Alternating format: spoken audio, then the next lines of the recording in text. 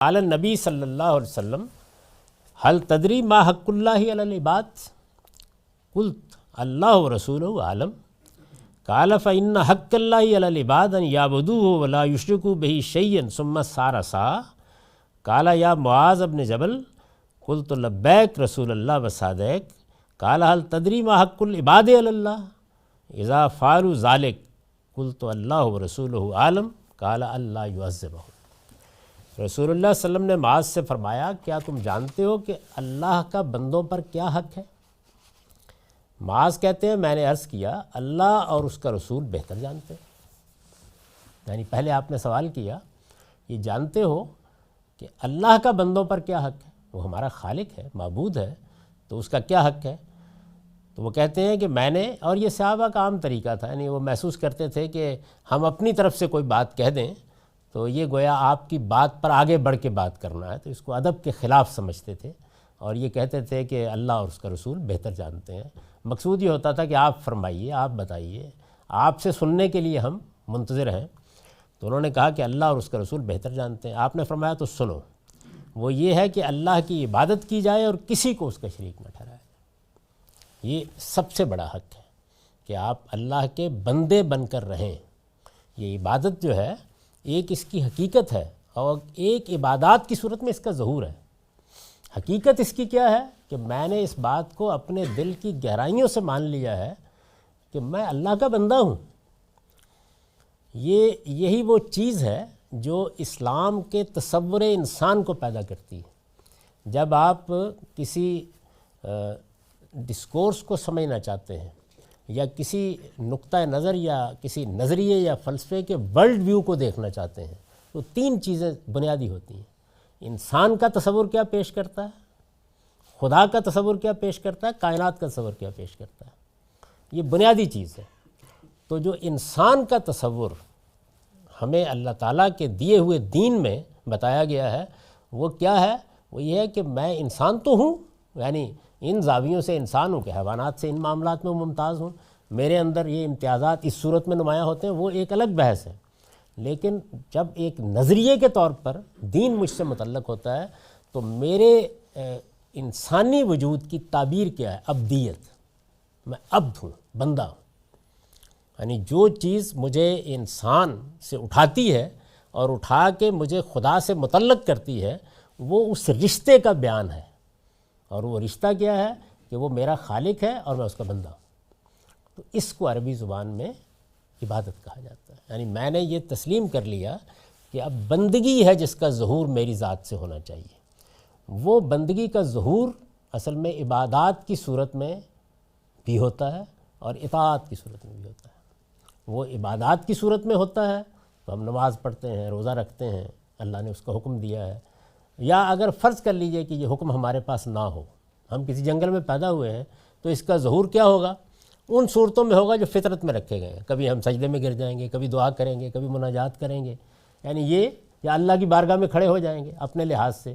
تو یہ وہی چیزیں ہیں جن کو جمع کر کے ایک نہایت ہی خوبصورت ترتیب کے ساتھ اس میں باندھ دیا گیا ہے نماز کی صورت میں۔ تو یہ عبدیت ہے، اسی کو یہاں بیان کیا کہ اللہ کی عبادت کی جائے اور کسی کو اس کا شریک نہ ٹھہرایا جائے۔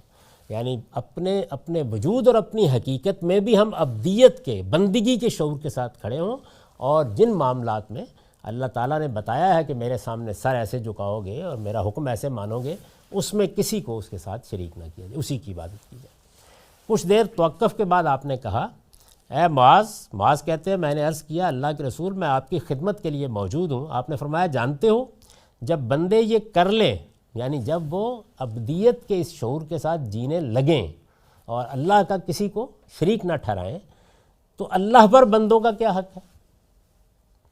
یعنی جس وقت یہ بڑا فیصلہ ہے نا، میں نے کر لیا، میں بندہ ہوں، ما خلقت الجن والانس الا لیعبدون کا مطلب بھی یہی ہے، وہ بندے بن کر رہیں۔ یعنی اس دنیا کے ماسٹر نہیں ہیں ہم، بندے ہیں اس خدا کے، اس پروردگار کے جو آسمان و زمین کا خالق ہے۔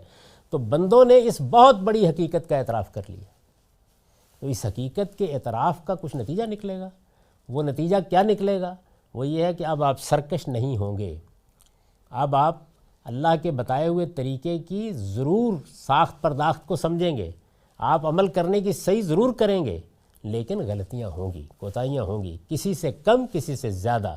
جب ایک بار توحید کو مان لیا جائے اور اللہ پر سچا یقین ہو تو زیادہ سے زیادہ جو بری صورت بنے گی وہ جانتے ہیں کون سی؟ خلطوا عملا صالحا وسیئا، قرآن مجید نے بیان کر دیا۔ اچھائیاں بھی ہو جائیں گی، برائیاں بھی ہو جائیں گی۔ بڑی سعادت ہے کہ اچھائیاں ہی ہوں، یعنی آدمی بچ جائے، لیکن یہ نہیں ہو سکتا کہ آدمی سرکشی کی زندگی بسر کرے، پھر یہ ہو نہیں سکتا۔ نتیجہ کیا نکلے گا؟ اس کا نتیجہ دوسری روایتوں میں بیان کیا جنت، یہاں ایک دوسرے اسلوب میں فرمایا کہ اللہ پر بندوں کا کیا حق ہے۔ معاذ نے پھر عرض کیا اللہ اور اس کا رسول بہتر جانتے ہیں۔ آپ نے فرمایا یہ کہ اللہ انہیں عذاب نہ دے، آ گئے ہیں نا میرے پاس، میرے بندے بن گئے ہیں نا، اعتراف کر لیا نا انہوں نے، اب یہ میری بارگاہ میں حاضر ہو گئے ہیں، اب غلطیاں کوتاہیاں ہیں تو میں بہت مغفرت فرمانے والا ہوں۔ وہ پھر مغفرت یہاں سے شروع ہوتی ہے۔ اسی کو میں نے دوسری جگہ بیان کیا ہے، یہ بھی ایک بحث ہے، کسی موقع پر کریں گے، کہ جس کو شفاعت کہا جاتا ہے اس کا قرآن میں کیا تصور دیا گیا ہے۔ وہاں بھی وہی ہوا ہے کہ لوگوں نے ان کو روایات سے سمجھا ہے، حالانکہ روایات کو قرآن کی روشنی میں سمجھنا چاہیے تھا۔